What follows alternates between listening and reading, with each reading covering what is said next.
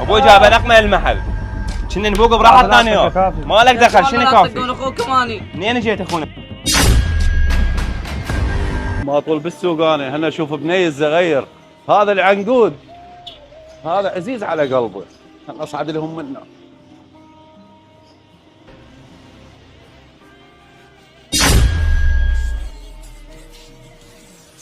انت ما لك دخل انا جلدك ابوي غير وصاكم عليه لا تقول ابوي من يجي ما لك دخل. هذا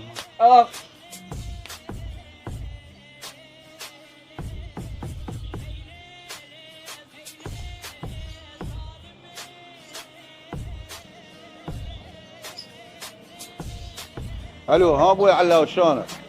انا الحمد لله.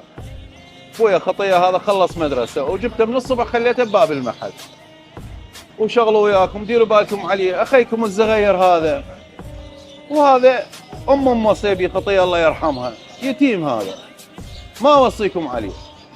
لا لا صدق كذيب هذا خينا الصغير ومدارينه وهسه قاعد ياكل هو ما لك دخل ما لك دخل لا ما يحتاج تجي يلا.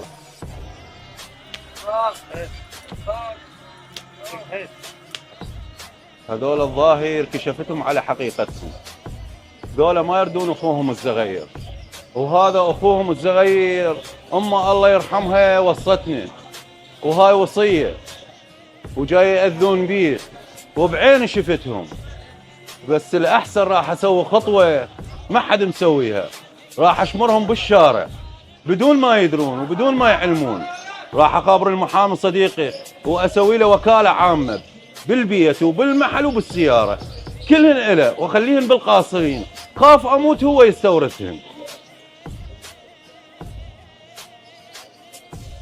الو الله يساعدك استاذ يا اهلا وسهلا. اليوم اريدك المغرب بنفس القهوه اللي التقينا بيها تجيني راح اسوي لك وكاله عندي ابن صغير قاصر تشتغل له وش قد تطلب انا حاضر. اي والله رحم الله والديك بالسبعه ان شاء الله بنفس المكان بالقهوه في مال الله. انا راح اروح لهم للمحل وراح اخذه منهم بدون ما يدرون وشوف ايش راح يصير بعدين. ما اطب لهم من الباب من هناك راح اطب لهم العشارع العام.